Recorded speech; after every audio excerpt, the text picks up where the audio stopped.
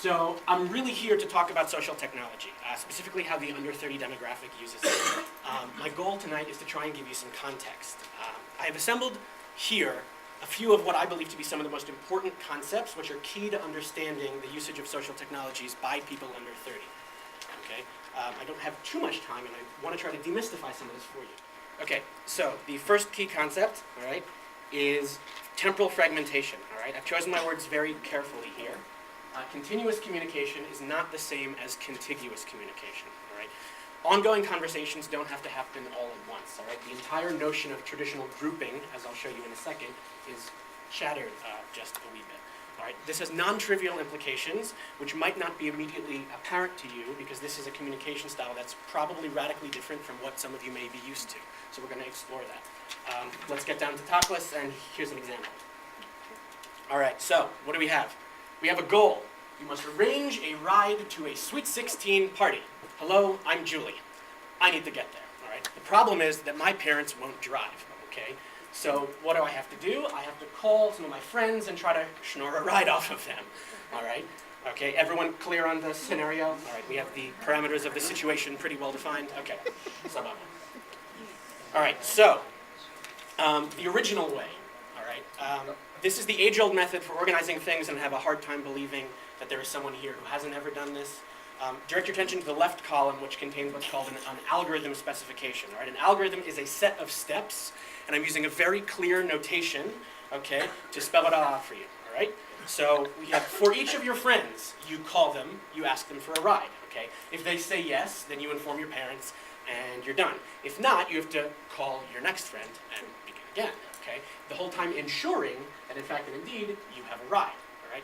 Now, it's visible in the diagram on the right that this process produces a pretty linear progression. All right? You call Esther, you ask her.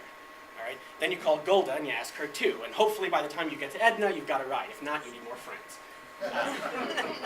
So this produces predictable output that should be familiar to you or someone you know. All right? Everyone good so far?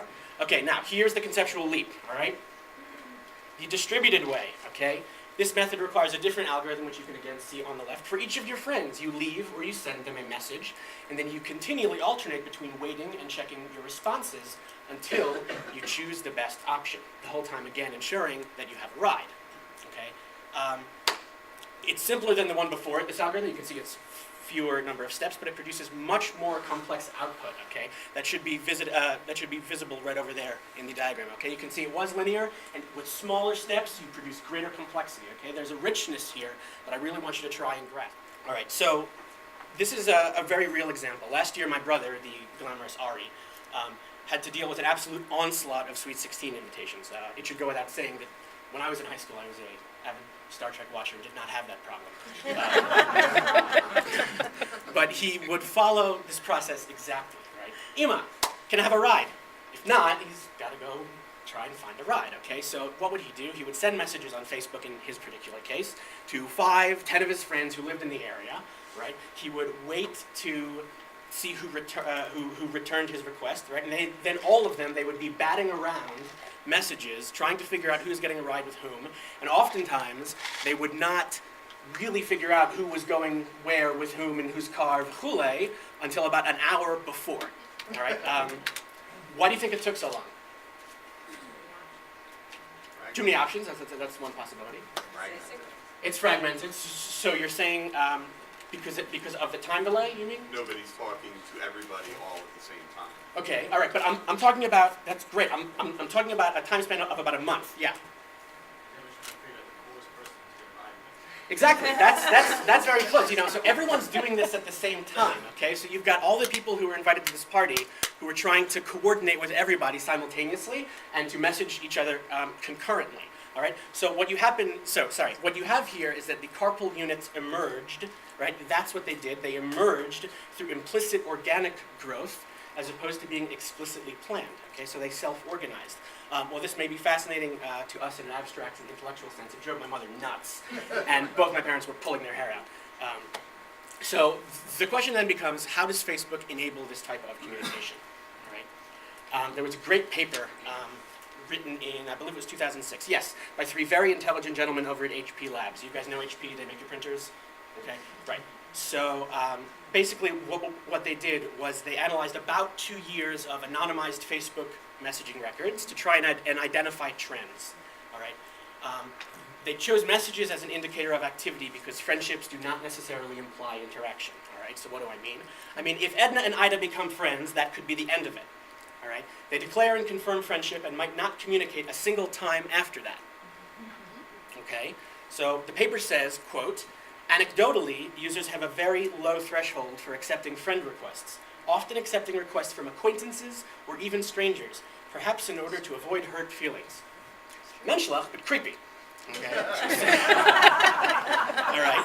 So Is that more popular than MySpace.com? if you're talking popularity in terms of whole numbers, no. There are more warm bodies who log onto Facebook, roughly in excess of 600. No, that's a little too much. There are way more people. Is there a difference among who signs up for which group that we might want to target or? Yes, if you want under 30 and you want quality clientele, you want to be on Facebook. If you want creepy old people who are going to be like just 29 and they have their life whatever and they have like a cool band that isn't really cool, then you're going to want to be on Facebook. Do you think that that Facebook could substitute for like a synagogue website? Should we stop doing a website and do it all on Facebook? No, they won't. But you need to realize that there's probably, and I'm sure that a lot of your websites are absolutely stunning and have great material on them, but there's very little to do on your website. There's a lot to read, but there's very little to do. So it's kind of hard to expect this demographic, and this demographic will not be this demographic for long. Very soon they will all be over 30, and then what will you do? It's very difficult and almost unreasonable to expect that they're going to come and look at your website when they can be chatting with their friends. If they need something, then they'll go and they'll try and navigate through your website, and hopefully they'll find what they want. And if not, you lose. So I would definitely, a multi-pronged approach is going to be what you want. Facebook has added instant messaging capabilities such that if you're logged on, they have a little window that pops up, and you can use that to instant message. So in a sense, when they're on Facebook, if they have it open, then they can receive messages. Now, whether that causes them to have it open more is something that I don't have research on, and I apologize. But again, I'm not so sure I want my shul instant messaging me. Yes. Just to add some legitimacy to what you're saying and the timeliness of it all. There was a time when I used to scream at my kids who were just teenagers to stop texting, pop-ups, their homework, the headphones are on, their phone is going, and they get A's. And I can't argue with that. And in terms of the corporate world hiring these kids, if you don't hire the kids that do this, they will find a company to go and work for that will do it. You can't turn your back on this. It's going to happen. And 3 or 4 years from now, we'll probably have you standing up here or one of your younger brothers giving us the new speech on the new technology. You can't turn your back. You have to stay on top of this or you're going to lose that entire generation, which will be our generation very quickly. I concur. Here.